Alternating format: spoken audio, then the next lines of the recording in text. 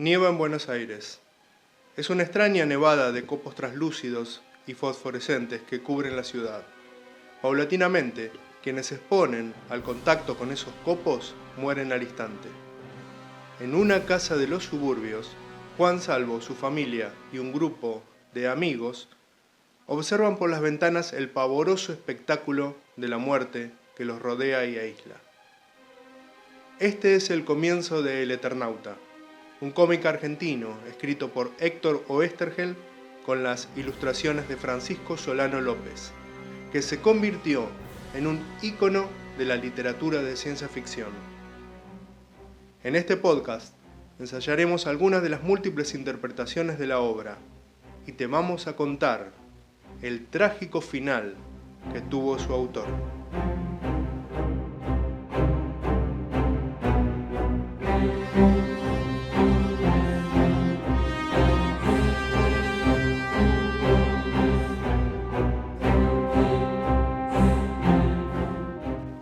El comienzo. El Eternauta, me llamó él, para explicar en una sola palabra mi condición de navegante del tiempo, de viajero de la eternidad, mi triste y desolada condición de peregrino de los siglos. Una noche a la madrugada, un guionista de historieta está trabajando en su escritorio. De pronto, delante de él se materializa la figura de un hombre que dice llamarse el Eternauta. Este hombre es Juan Salvo, quien le solicita ayuda y comienza a contarle su trágica historia. En un chalet de los suburbios del Gran Buenos Aires, 4 amigos juegan al truco. Juan Salvo, quien vive ahí junto a su esposa y su hija, Favali, Lucas y Polski. Imprevistamente se corta la luz.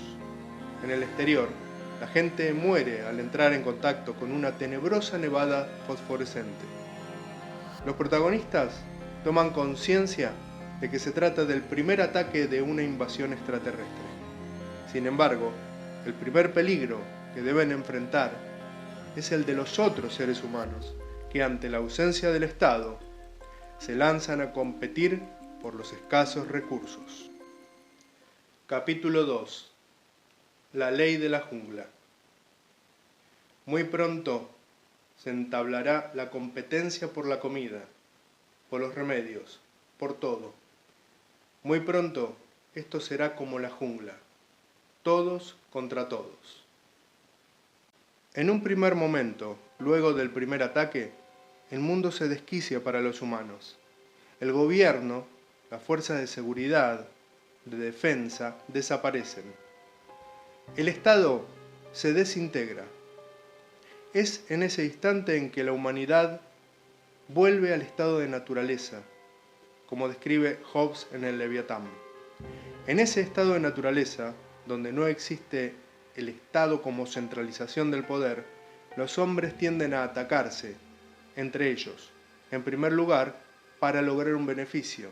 En segundo lugar, para resguardar su seguridad. Es la violencia su principal instrumento para hacerse de recursos y también para impedir que los despojen de ellos. Entonces, dice Hobbes, que sin un Estado que monopolice la fuerza, los hombres se hallan en una condición que se denomina guerra. Una guerra tal que es la de todos contra todos. En El Eternauta, cada salida al exterior es un peligro, no solamente por el peligro extraterrestre, sino también por los otros hombres que compiten encarnizadamente por los recursos, la comida, la ropa, el agua, el combustible. En uno de sus fragmentos magistrales, los protagonistas presencian cómo uno de los porteños corre a la calle en un ataque de locura y su propio compañero lo mata de un disparo y se apodera de su traje, mientras suena la melodía del tango Caminito. Sin embargo, cuando los sobrevivientes del ejército logran organizar milicias de combatientes, se va configurando la resistencia contra el invasor, que los impele a combatir ahora contra un enemigo común. Capítulo 3. Como un Robinson Crusoe. Habíamos quedado aislados en nuestra propia casa, increíbles Robinsones perdidos en un océano de muerte. En varios fragmentos de la historia se compara la situación de los protagonistas con Robinson Crusoe, el náufrago de la clásica novela de Daniel Defoe, que a su regreso de Nueva Guinea sufre el naufragio del buque mercante en el que viajaba y termina arrojado por las olas a las orillas de una isla desierta. Aquí empieza la vida del legendario Robinson, que comienza la búsqueda con todos los medios posibles para sobrevivir mediante un empedernido trabajo diario, agotador. Robinson dirá: la necesidad me volvió ingenioso. En medio de sus vicisitudes gestará aquellas virtudes que llevan al ser humano a dominar la naturaleza, desde la paciencia, la resignación y la constancia, hasta el valor, la fuerza, la astucia y la inteligencia. Es la esperanza lo que preside todos los contratiempos del náufrago solitario. En El Eternauta, Juan Salvo, su familia y sus amigos se convertirán en Robinsones rodeados de un océano de muerte y horror, aislados del mundo por la nieve y el peligro desconocido que acecha en las calles. Aún así, lo mismo que el náufrago de Defoe, afirmarán la capacidad del individuo para sobrevivir y demostrar que el ser humano, aún en las condiciones más adversas, puede recomponerse mediante su ingenio, la confianza y la valentía.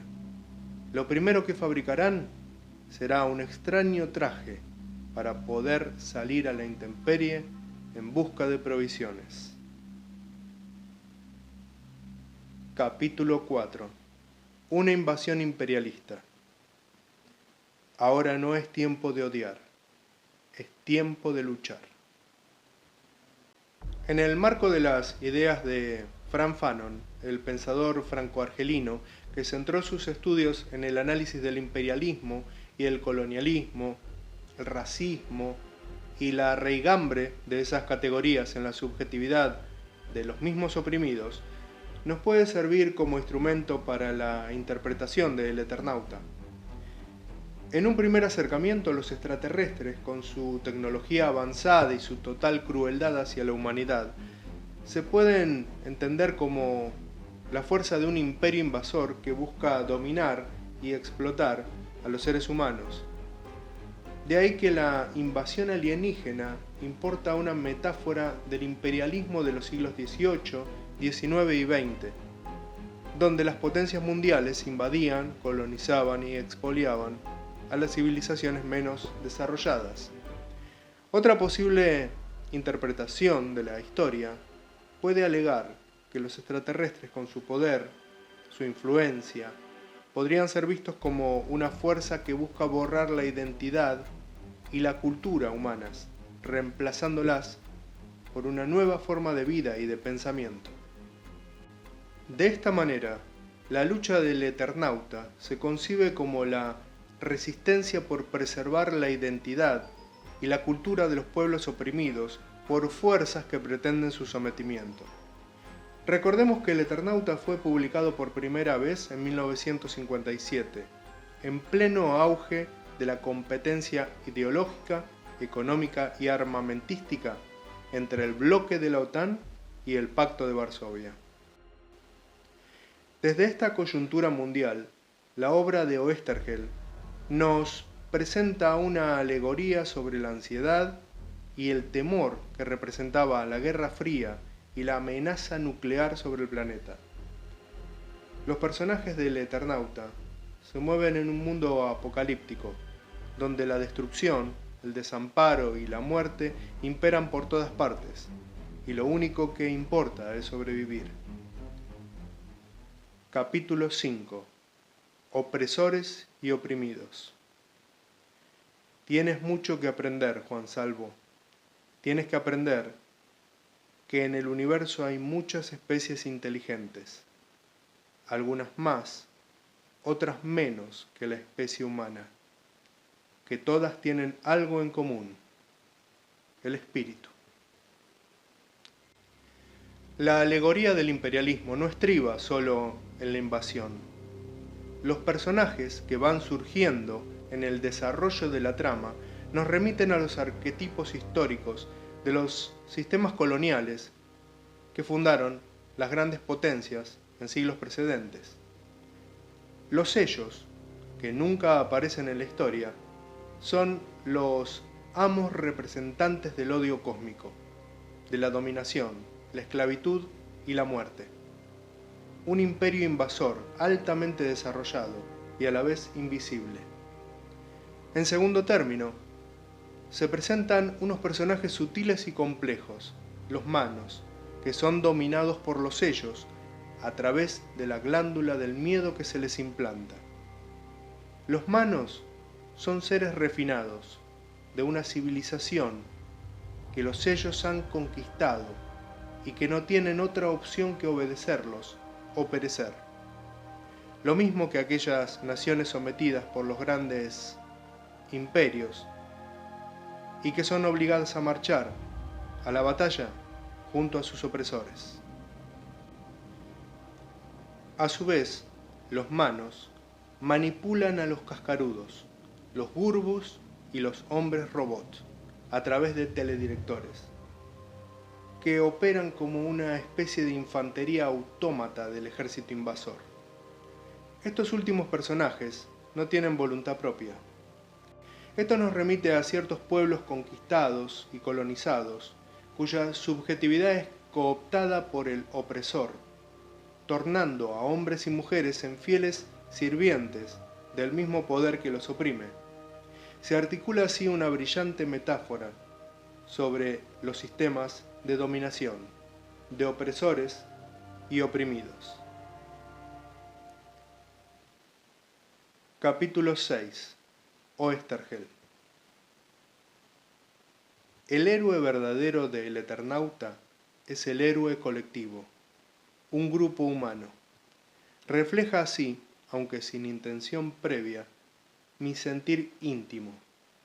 El único héroe válido es el héroe en grupo, nunca el héroe individual, el héroe solo.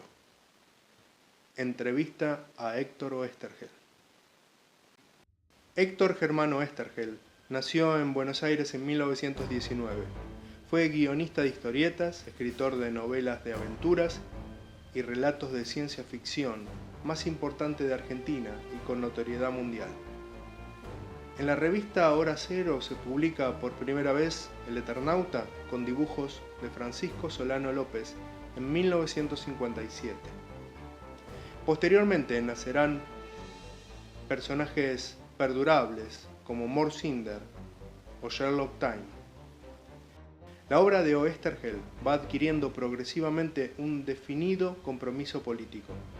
En este sentido, aborda personajes latinoamericanos como Eva Perón o el Che Guevara con dibujos de Breccia. A principios de la década del 70, Oesterhel y sus 4 hijas se vuelcan decididamente a la militancia política. En 1976, cuando la dictadura cívico-militar se encarama en el poder, se desata una represión sistemática de desaparición, centros clandestinos, tortura y ejecución de opositores y disidentes. En 1977, Oesterhel y sus 4 hijas son secuestradas por un grupo de tareas. Hasta hoy, sus restos nunca fueron encontrados. Al final de El Eternauta, Juan Salvo, su esposa y su hija se salvan utilizando una especie de máquina del tiempo que, al producir un fallo, envía a Salvo a una época distinta a la de su familia. A partir de allí, el Eternauta busca incansablemente a sus seres queridos, viajando por el tiempo. Oesterhel y sus hijas también son alcanzadas por la tragedia y se pierden en el túnel sombrío de los desaparecidos. Pocos escritores han podido fusionarse con sus obras o con los personajes de sus obras como Héctor Germán Oesterhel. Tengo para mí que es uno de los contados casos en donde se presenta más patente que nunca que la vida imita al arte.